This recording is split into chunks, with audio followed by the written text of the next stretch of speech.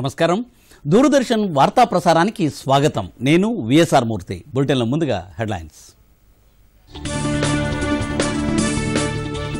హైదరాబాద్లోని లోతట్టు ప్రాంతాల ప్రజలు సురక్షిత ప్రాంతాలకు తరలింపు, ముంపు ప్రాంతాలలో ముమ్మరంగా యాంటీ లార్వా స్ప్రేయింగ్.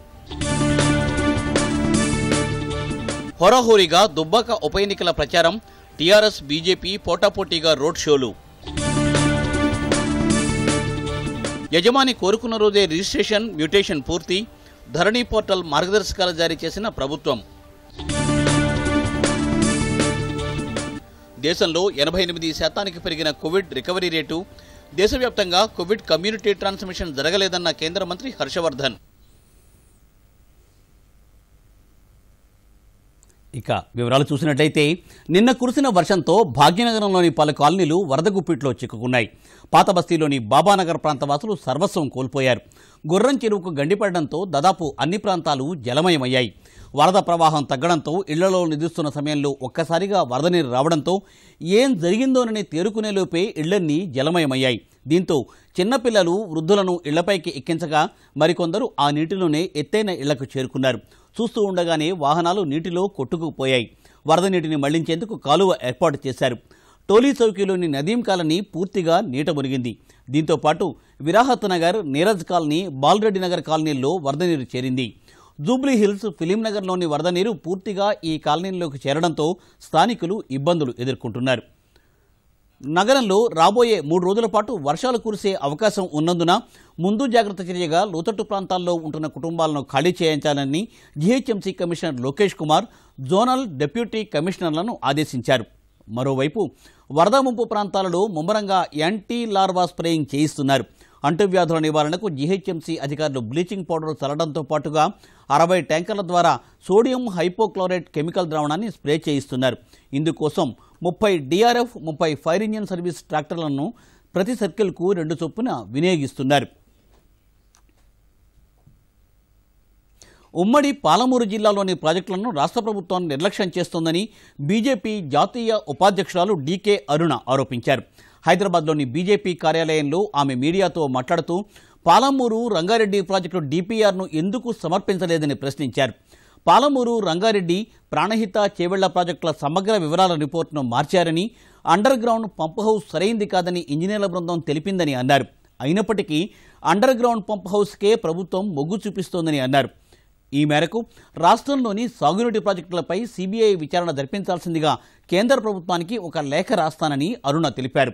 రాష్ట్రంలో కురిసిన భారీ వర్షాలతో పంట నష్టం జరిగితే పట్టించుకునేవారే లేరని, ఇంత జరిగినా రాష్ట్ర ముఖ్యమంత్రి కేసీఆర్ స్పందించడం లేదని ఆమె మండిపడ్డారు. భారీ వర్షాలతో ప్రజలు, రైతులు తీవ్ర ఇబ్బందులు ఎదుర్కొంటుంటే సీఎం కేసీఆర్కు పట్టడం లేదని బీజేపీ నాయకురాలు విమర్శించారు. పంట నష్టాన్ని అంచనా వేసేందుకు కనీసం ఏరియల్ సర్వే కూడా చేసేందుకు సీఎంకు సమయం లేదా అని ఆమె ప్రశ్నించారు. విషయం దానివల్ల ఈరోజు ఉమ్మడి పాలమూరు జిల్లాకు ఈ కల్వకుర్తి లిఫ్ట్ 1 నీళ్లలో మునిగిపోవడం వల్ల ఈరోజు 4.5 లక్షల ఎకరాల్లో పంటకు మరి నీళ్ళు ఎట్లు ఇస్తాంటటువంటిది ప్రశ్నార్థకమైంది. అది ఎడాడిగా మారేటటువంటి పరిస్థితి ఏర్పడింది. ఈరోజు కల్వకుర్తి లిఫ్ట్ కానీ, జిల్లాలో ఉన్నటువంటి నెట్టెంపాడు, భీమా, కోయిల్ సాగర్ కానీ ఈ ప్రాజెక్టులన్నీ కూడా పాలమూరు జిల్లాలో కరువు తాండవిస్తా ఉంది. ఆ కరువును పారదోలి జిల్లాను సస్యశ్యామలం చేయాలనేటటువంటి లక్ష్యంతో ఆనాడు మేమంతా కూడా ఆ యొక్క ప్రాజెక్టుల కోసం పోరాటాలు చేసి, పాదయాత్రలు చేసి, అనేక ఉద్యమాలు చేసి, నిరాహార దీక్షలు చేసి ప్రభుత్వం పైన ఏర్పడినటువంటి అప్పుడున్న ప్రభుత్వాల పైన పోరాటం చేసినాం. ఆ తర్వాత 2004లో ఏర్పడినటువంటి కాంగ్రెస్ ప్రభుత్వంలో ఒత్తిడి తీసుకొచ్చి జిల్లాలో ఉన్నటువంటి ప్రాజెక్టులన్నింటినీ కూడా సాధించుకున్నాం. 2012లో ఈ ప్రాజెక్టుల ద్వారా పాలమూరు జిల్లాకు నీళ్లు అందించి పాలమూరు జిల్లాను సస్యశ్యామలం చేసినాం. 2014లో తెలంగాణ ఏర్పాటైన తర్వాత తెలంగాణ రాష్ట్రంలో మొట్టమొదటగా ఏర్పడినటువంటి టీఆర్ఎస్ ప్రభుత్వం మరి ప్రాజెక్టుల పైన పక్షపాత ధోరణితోన అనేక సార్లు ఆనాటి నేను శాసనసభ్యురాలుగా కానీ జిల్లాలో ఉన్నటువంటి శాసనసభ్యులు కానీ అందరం కూడా ముఖ్యమంత్రి గారిని కలిసి ఒత్తిడి తెచ్చినప్పటికీ ఆ ప్రాజెక్టులలో దాదాపు 85% 90% పనులు పూర్తయినాయి. ఆ ప్రాజెక్టులకు ఇంకొక 1000-1200 కోట్లు పెడితే మిగిలిన పనులన్నీ కూడా పూర్తయి పాలమూరు జిల్లాలో 8 లక్షల ఎకరాలకు నీళ్లు అందుతేటటువంటి విధంగా ముఖ్యమంత్రి గారితో అనేక సార్లు దుబ్బాక ఉప ఎన్నికల ప్రచారం హోరాహోరీగా కొనసాగుతోంది. మెదక్ జిల్లా చేగుంట, నార్సింగ్ మండలాల్లో టీఆర్ఎస్, బీజేపీ పార్టీలు విస్తృతంగా ప్రచారం చేస్తున్నాయి. టీఆర్ఎస్ అభ్యర్థి సుజాత తరఫున మెదక్ ఎంపీ కొత్త ప్రభాకర్ రెడ్డి, ఎమ్మెల్యేలు పద్మా దేవేందర్ రెడ్డి, మదన్ రెడ్డి ప్రచారం నిర్వహించారు. ఈ సందర్భంగా వారు మాట్లాడుతూ రాష్ట్రంలో అధికారంలో ఉన్న టీఆర్ఎస్ ప్రభుత్వం సంక్షేమానికి పెద్దపీట వేస్తోందని అన్నారు. రామలింగారెడ్డి ఆశయ సాధన కోసం టీఆర్ఎస్కే ఓటేయాలని పేర్కొన్నారు. బీజేపీ తరఫున ఆ పార్టీ నాయకుడు మోత్కుపల్లి నరసింహులు ప్రచారం చేస్తూ ఎల్ఆర్ఎస్ పేరుతో టీఆర్ఎస్ ప్రభుత్వం పేద మధ్యతరగతి ప్రజలను దోపిడీ చేస్తోందని ఆరోపించారు. ఆలోచించండి, మరి ప్రభుత్వం మనదున్నది కాబట్టి ఖచ్చితంగా మరి పోతాన్పల్లిలో చాలా సమస్యలు ఉన్నాయి. మరి ముఖ్యంగా రోడ్ల సమస్య ఉన్నది, మరి సీసీ రోడ్ల సమస్య ఉన్నది, మోరీలు ఉన్నాయి, మరి కులాలకు కమ్యూనిటీ హాల్స్ అడుగుతున్నారు. ఖచ్చితంగా ఎలక్షన్ తర్వాత మీకు ఎవరికైతే మాట ఇచ్చినామో మాట తప్పకుండా మరి నేను సుజాతక్క గెలిచిన తర్వాత ఈడికే వద్దాం, పోతాన్పల్లిలో కూర్చుందాం, ఇదే యాప్ షెట్ కింద కూర్చొని మరి కలెక్టర్ను పిలిపించి గ్రామ సమస్యల మీద పూర్తిగా మరి అవగాహన ఉన్నది కాబట్టి ఖచ్చితంగా ఇచ్చిన ప్రతి మాటకు కూడా మరి కట్టుబడి ఈ రోడ్ల సమస్య కానీ, మోరీల సమస్య కానీ, సీసీల సమస్య కానీ, కుల సంఘాలకు సంబంధించిన కమ్యూనిటీ హాల్స్ కానీ పూర్తిగా ఇస్తామని చెప్పి సందర్భంగా చెప్పుకుంటూ మరి మీరు దయచేసి మరి రేపు జరగబోయే ఎన్నికల్లో మాత్రం మరి టీఆర్ఎస్ పార్టీకి కారు గుర్తు మీద ఓటేసి దగ్గరకు వచ్చి చేతులు జోడించి ఒక ఆడబిడ్డలకు ఆశీర్వదించుండ్రి, ధైర్యాన్ని ఇవ్వండి, మనోధైర్యాన్ని ఇవ్వండి, నడిపించండి, మీ అందరు రుణాన్ని తీసుకుంటా తప్పకుండా రామలింగారెడ్డి గారు మిగిలిపోయిన పనులను చేస్తాని సుజాతక్క మీ దగ్గరకు వచ్చింది, చేతులు జోడించి నమస్కరిస్తుంది, అందరూ కూడా ఆదరించండి, ఆశీర్వదించండి అని తెలియజేసుకుంటూ మరి మీకు అందరికీ కూడా తెలుసు వస్తే ఎలక్షన్లు రాగానే వస్తుంటారు, ఇక ఉసిళ్ళు వచ్చినట్టే వస్తారు అంతేనా. కాంగ్రెస్ వాళ్ళు వస్తారు, బీజేపీ వాళ్ళు వస్తారు. గతంలో ఎప్పుడు కనబడరు కానీ ఇప్పుడు తురికి వస్తారు. ఇక ఒక్కటే ఆలోచన చేయండి. స్థలం లేదంటే ఇవాళ ఆయన మాత్రం కోట్ల రూపాయలు పెట్టి ఇవాళ బంగ్లాలు పట్టుకొని అద్దాల మేడలో ఇవాళ నివసిస్తున్న విషయాన్ని మీరు గమనించాలి. అంతేకాదు అధికారం ఉంటేనే తగ్గించుకొని బతకాలే. అధికారం ఎవరికి ఉంటుందో వాడు తగ్గి బతకాలి. బిడ్డకు మంత్రి పదవి, కొడుకు మంత్రి పదవి, అల్లుడికి మంత్రి పదవి, బిడ్డకు నిన్నగా మనం ఓడిపోతే కూడా మళ్ళీ ఎమ్మెల్సీ, అదేవిధంగా వాళ్ళ మరదలు కొడుకున్నాడు సంతోష్ అని, ఆయనకు ఎంపీ పదవి, అలా బంధువు ఒక ఆయన ఉన్నాడు, ఆయనకు ఒక కార్పొరేషన్ మన ప్లానింగ్ బోర్డు ఉప చైర్మన్. ఇవన్నీ కూడా కుటుంబం కోసమే బంగారు తెలంగాణ అయిందా? ఈ పెరిగే పిల్లల కోసం అయిందా? మీరు చెప్పండి. పోయి కోవిడ్పై జాగ్రత్త చర్యలు మరవరాదని కేంద్ర ఆరోగ్య శాఖ మంత్రి హర్షవర్ధన్ అన్నారు. ఈ వారం ప్రారంభంలో రాబోయే దుర్గాపూజ సీజన్కు ముందు ప్రజలు జాగ్రత్తగా ఉండాలని ప్రజలకు ఆయన సూచించారు. పండుగ సీజన్లో ప్రతి ఒక్కరూ కోవిడ్ ప్రోటోకాల్స్ పాటించాలని కోరారు. ప్రధాని మోదీ పిలుపు మేరకు కరోనాపై పోరాటం కొనసాగించాలని అన్నారు. దేశవ్యాప్తంగా కోవిడ్ కమ్యూనిటీ ట్రాన్స్మిషన్ జరగలేదని మంత్రి స్పష్టం చేశారు. కోవిడ్ పోరాటంలో భారత్ ముందున్నదని, గతంలో కంటే కేసుల సంఖ్య గణనీయంగా తగ్గిందని అన్నారు. ఆత్మనిర్భర్ భారత్ స్ఫూర్తితో ప్రభుత్వం పనిచేస్తోందని అన్నారు. ఆదివారం సండే సంవాద్ కార్యక్రమంలో ఆయన మాట్లాడుతూ దేశంలోని ప్రజలు అడిగిన పలు ప్రశ్నలకు సమాధానమిచ్చారు.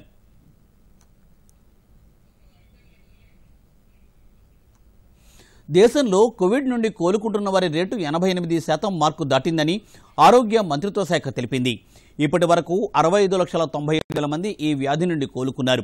దేశంలో ప్రస్తుతం 7,83,000 క్రియాశీలక కేసులు ఉన్నాయి. కోవిడ్ మరణాల రేటు సగటున 1.52% ఉంది. ఇతర దేశాలతో పోల్చినప్పుడు ఇదే అత్యల్పం కావడం విశేషం. క్రమంగా రికవరీ రేటు పెరగడంతో కేసుల లోడ్ క్రమేపీ తగ్గుముఖం పట్టి ప్రస్తుతం నమోదైన మొత్తం కేసులలో 10.45% మాత్రం ఉంది. గడిచిన 24 గంటలలో 72,000కు పైగా కోవిడ్ రోగులు కోలుకున్నారు. కాగా ఇదే సమయంలో 61,871 కొత్త కేసులు నమోదయ్యాయి. దేశంలో మొత్తం పాజిటివ్ కేసుల సంఖ్య 75 లక్షలకు పైగా ఉంది. ప్రభుత్వం అనుసరించిన టెస్ట్, ట్రాక్, ట్రీట్ విధానం ద్వారా గరిష్ట స్థాయిలో రికవరీలు నమోదవడంతో పాటుగా మరణాల రేటును కనిష్ట స్థాయికి పరిమితం చేశామని మంత్రిత్వ శాఖ తెలిపింది. ఇక తెలంగాణ రాష్ట్రంలో కోవిడ్ రికవరీ రేటు 89.5% ఉన్నట్లు రాష్ట్ర వైద్య ఆరోగ్య శాఖ వెల్లడించింది. బీహార్ శాసనసభ ఎన్నికలలో బీజేపీ ఎక్కువ సీట్లు సాధించిన పక్షంలో కూడా నితీష్ కుమారే తదుపరి ముఖ్యమంత్రి అవుతారని కేంద్ర హోంమంత్రి అమిత్ షా స్పష్టం చేశారు. బీహార్ ఎన్నికలలో ఎన్డీఏకు 2/3 వంతు మెజార్టీ లభిస్తుందని ఆయన ధీమా వ్యక్తం చేశారు. ఇప్పటికే నితీష్ కుమార్ను బీహార్ ముఖ్యమంత్రిగా ప్రకటించామని, ఇందులో ఎటువంటి అనుమానాలు లేవని అన్నారు. బీజేపీ కార్యకర్తలు మిత్రపక్షాలైన జేడీయూ, హెచ్ఏఎం, వీఐపీ, షీల్, ఇన్నాన్ పార్టీల కార్యకర్తలతో కలిసి విజయం కోసం కృషి చేస్తున్నారని ఆయన అన్నారు. पहुंचा है, एक पैसा नहीं लिया है। कोविड के बाद बिहार की जनता आज इस बात को कभी भूल नहीं सकती, कभी भूल नहीं सकती। नीतीश कुमार जी ने जो प्रवासी मजदूर आते थे, इनकी रहने की व्यवस्था की, इनका टिकट भाड़ा दे दिया, बाद में 1,000 रुपया दिया और उनको एक किट दी, हेल्थ की व्यवस्था करी। आज 96% रिकवरी रेट है बिहार का, देश में शायद सबसे ऊपर है। मोदी जी ने हर जनधन अकाउंट में गरीब के घर में पैसा भेजा है, हर किसान के अकाउंट में 6,000 रुपया भेजा है, हर दिव्यांग के घर में पैसा भेजा है और वो कोविड के समय में उसका जीवन यापन के लिए सहारा बना हुआ है। तो सरकार का ये जो संवेदनशील चेहरा है नरेंद्र मोदी जी का, चाहे नीतीश कुमार जी का, उसने कोविड से ग्रसित और कोविड से पीड़ित जनता को एक संवेदनशील राज्य, चाहे केंद्र हो या राज्य हो, संवेदनशील सरकार कैसी होती है इसका परिचय कराया। బీజేపీ అధికార ప్రతినిధి సంబిత్ పాత్రో కాంగ్రెస్ పార్టీపై విమర్శలు గుప్పించారు. కాంగ్రెస్ పార్టీ నాయకుడు శశి థరూర్ లాహోర్ లిటరేచర్ ఫెస్టివల్లో మాట్లాడుతూ భారత్లో ప్రభుత్వ పాలన సరిగ్గా లేదని, ప్రజలు అనేక ఇబ్బందులు పడుతున్నా పట్టించుకోవడం లేదని విమర్శించారని అన్నారు. కరోనా నిర్వహణలో ప్రభుత్వం విఫలమైందని థరూర్ ఆరోపించినట్లు పేర్కొన్నారు. కరోనా గురించి ప్రపంచం మొత్తానికి తెలుసునని, కరోనా కట్టడికి భారత్ తీసుకుంటున్న చర్యలు ప్రపంచ దేశాలకు తెలుసునని, ఇటువంటి సందర్భంలో థరూర్ ఇటువంటి ప్రకటనలు ఎలా చేస్తారని ఆయన ప్రశ్నించారు. इस प्रकार का बयान लाहौर लिटरेचर फेस्टिवल में पाकिस्तानियों को संबोधित करते हुए और एक ऐसा प्लेटफॉर्म जिसको पूरा विश्व देख रही हो, ऑब्जर्व कर रही हो, उस पर भारत के खिलाफ इस प्रकार कह सकते हैं। शशि थरूर जी के वैसे तो मैं वर्बैटिम लेके आया हूं, उन्होंने क्या क्या कहा है मीडिया ने भी सुनाया है, मगर जो भी शशि थरूर जी ने कहा है उन्होंने भारत का न केवल मजाक बनाया है, भारत को एक बहुत ही खराब परिदृश्य में और बहुत ही इन डिम लाइट डिमीन्ड इंडिया, एक तरह से भारत को एक बहुत खराब दृश्य से दिखाने की कोशिश शशि थरूर जी ने, न्यूज मीडिया के माध्यम से हम सबने शशि थरूर जी ने పర్యావరణ పరిరక్షణకు కేంద్ర ప్రభుత్వం ప్రత్యేక చర్యలు చేపట్టిందని కేంద్ర పర్యావరణ శాఖ మంత్రి ప్రకాష్ జవదేకర్ అన్నారు. BS6 వాహనాల వాడకం ద్వారా వాతావరణ కాలుష్యం గణనీయంగా తగ్గుతోందని, అందుకే ప్రస్తుతం ఆ శ్రేణి వాహనాల ఉత్పత్తికే అనుమతిని ఇచ్చామని అన్నారు. CNG బస్సులు, మెట్రో రైళ్ల సేవలు మరింతగా మెరుగుపరచడం ద్వారా ప్రజలను ప్రజా రవాణా వైపు మళ్లేలా చేయడంతో పాటు కాలుష్య నియంత్రణకు కృషి చేస్తున్నామని పేర్కొన్నారు. और वो है प्रदूषण। प्रदूषण जो समस्या है वो केवल एक शहर की नहीं, एक राज्य की नहीं, शहरों की और देहातों की ऐसा नहीं, पूरे विश्व भर में होता है। आज समझो कैलिफोर्निया में आग लगी है महाभयंकर और जंगल जल रहा है, तो वहां भी प्रदूषण अलग टाइप का है। यूरोप में मैं जाता हूं तो वहां ओजोन की चर्चा होती है, दूसरे देशों में जाता हूं तो अलग अलग प्रकार के जो प्रदूषण उस देश में होते हैं उसकी चर्चा होती है। వ్యవసాయ భూముల రిజిస్ట్రేషన్లు, మ్యూటేషన్ల సేవలు మరింత సులువు కానున్నాయి. ఇందుకోసం ప్రభుత్వం ధరణి పోర్టల్ను సిద్ధం చేస్తోంది. రాష్ట్రంలోని తహసీల్దార్ కార్యాలయాల ద్వారా దసరా పండుగ రోజు నుండి ఈ సేవలను ప్రభుత్వం అందుబాటులోకి తీసుకొస్తోంది. భూ యజమానులు తహసీల్దార్ కార్యాలయం చేపట్టాల్సిన విధి విధానాలను ప్రభుత్వం విడుదల చేసింది. కొత్త ప్రక్రియలో భూ లావాదేవీలు పూర్తయిన మరుక్షణమే కొనుగోలుదారు ఖాతాలో కొన్న విస్తీర్ణం చేరనుంది. పాసు పుస్తకం లేకపోతే ఈ పాసు పుస్తకం కూడా జారీ చేయనున్నారు.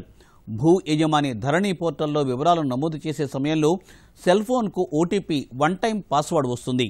దాని ఆధారంగా పోర్టల్లో ముందుకు వెళ్లేలా ఆప్షన్స్ ఏర్పాటు చేశారు. ధరణి పోర్టల్ ద్వారా వారసత్వ బదిలీ, భాగ పంపిణీ, క్రయ విక్రయాలు, బహుమతి, కోర్టు డిగ్రీతో వచ్చే హక్కులు తదితర సేవలు అందుబాటులో ఉంటాయి. మొదటి దశలో డేటా ఎంట్రీ ఆపరేటర్ సాక్షుల వివరాలు తీసుకుని ధరణి పోర్టల్లో నిక్షిప్తం చేస్తారు. వేలిముద్రలు బయోమెట్రిక్ ద్వారా స్వీకరిస్తారు. సంయుక్త సబ్ రిజిస్ట్రార్, తహసీల్దార్ బయోమెట్రిక్ వివరాలను పరిశీలిస్తారు. చలానా వివరాలు నిర్ధారించుకుని రిజిస్ట్రేషన్ ప్రక్రియను పూర్తి చేస్తారు. రెండవ దశలో డేటా ఎంట్రీ ఆపరేటర్ రిజిస్టర్ డీడీలను స్కాన్ చేస్తారు. అనంతరం తహసీల్దార్ దస్త్రాలపై డిజిటల్ సంతకం చేసి మ్యూటేషన్ ప్రక్రియను కూడా పూర్తి చేస్తారు. రిజిస్ట్రేషన్ పత్రాలు, మ్యూటేషన్ దస్త్రం, నవీకరించిన పాసు పుస్తకం, లావాదేవీల వివరాల పత్రం క్రయ విక్రయదారులకు అందజేస్తారు. కొనుగోలుదారుకు పాసు పుస్తకం లేకపోతే ఈ పట్టా పాసు పుస్తకం అందజేస్తారు. విక్రయదారు ఖాతాలో విక్రయించిన మేర విస్తీర్ణం తగ్గిస్తారు.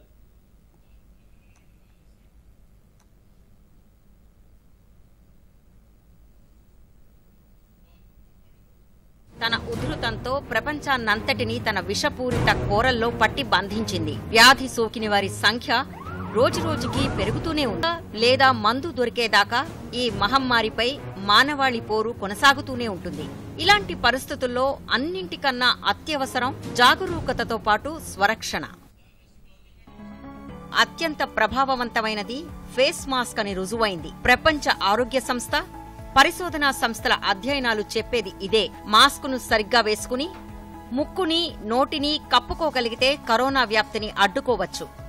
కరోనా వ్యాప్తిని నిరోధించడానికి మాస్క్ వేసుకోవడంతో పాటు దానిని సరైన పద్ధతిలో ధరించడం చాలా ముఖ్యం. చాలా మంది మాస్కుతో ముక్కును, నోటిని సరిగ్గా కప్పుకోరు. దీనివల్ల ప్రమాదం పొంచే ఉంటుంది. बिना मास्क या फेस कवर के घर से बाहर निकलने की अभी कल्पना करना भी सही नहीं है. ये जितना खुद उस व्यक्ति के लिए खतरनाक है, उतना ही उसके आसपास के लोगों के लिए भी. डीडी न्यूज़ ఉద్యమం మాస్క్ అప్ ఇండియాతో చేతులు కలపండి. మాస్క్ ధరించండి. నోటిని, ముక్కును కాపాడుకోండి. మీ కుటుంబ సభ్యులను, మిత్రులను మాస్క్ ధరించమని చెప్పండి. Mask up India DD news మాధ్యమం ద్వారా అందరికీ చెప్పండి. కరోనాని ఓడించాలి. మాస్కును తప్పక ధరించాలి. Mask up India. Mask up India.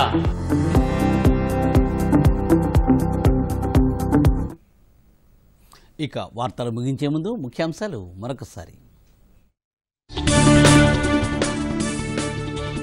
హైదరాబాద్లోని లోతట్టు ప్రాంతాల ప్రజలు సురక్షిత ప్రాంతాలకు తరలింపు. ముంపు ప్రాంతాలలో ముమ్మరంగా యాంటీ లార్వా స్ప్రేయింగ్. హోరాహోరీగా దుబ్బాక ఉప ఎన్నికల ప్రచారం. టీఆర్ఎస్, బీజేపీ పోటాపోటీగా రోడ్ షోలు. యజమాని కోరుకున్న రోజే రిజిస్ట్రేషన్, మ్యూటేషన్ పూర్తి. ధరణి పోర్టల్ మార్గదర్శకాలు జారీ చేసిన ప్రభుత్వం. దేశంలో 88% పెరిగిన కోవిడ్ రికవరీ రేటు. దేశవ్యాప్తంగా కోవిడ్ కమ్యూనిటీ ట్రాన్స్మిషన్ జరగలేదన్న కేంద్ర మంత్రి హర్షవర్ధన్.